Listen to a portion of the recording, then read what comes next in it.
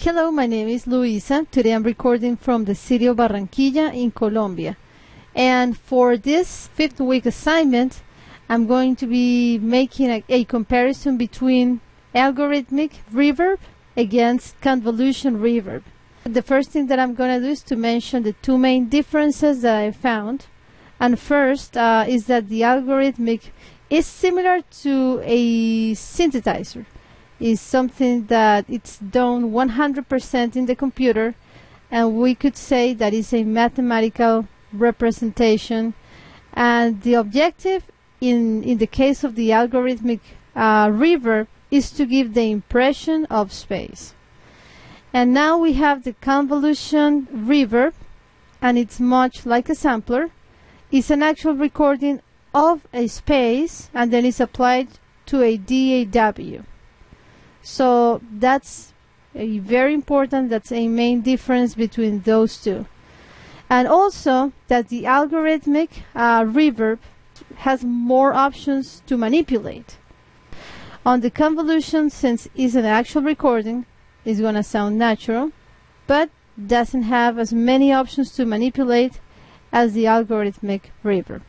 Now I'm going to show you on a track, on the drums track, it's a disco beat, and I'm gonna let you hear first the dry sound of the beat.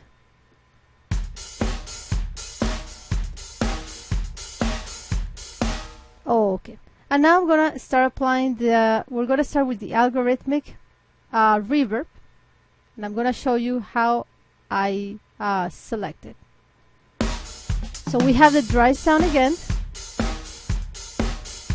I go here, insert.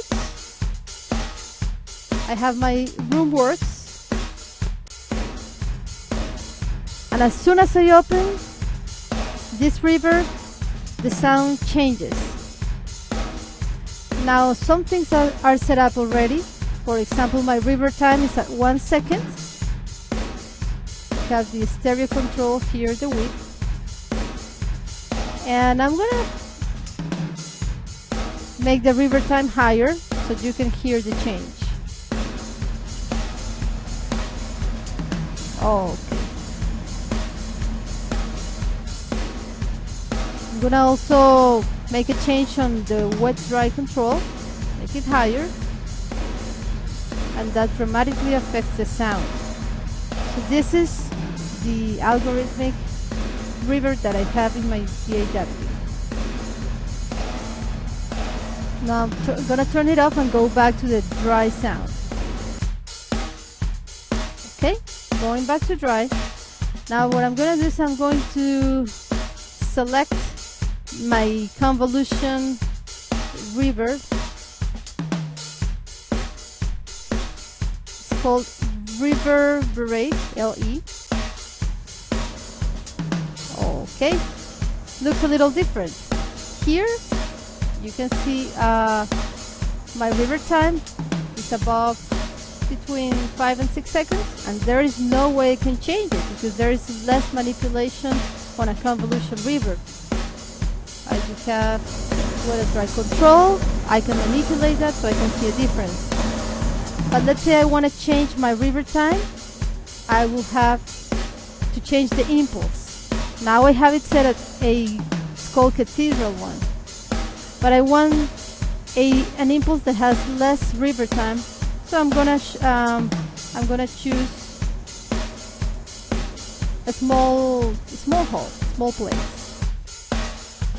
Okay, now we can see how the reverb time decreased dramatically. Okay, very good. I'm gonna close it up, and here, hope you were able to see in a practical way the differences between algorithmic and convolution reverbs. Okay, I want to thank you again for listening to my lesson, and I thank you in advance for your feedback.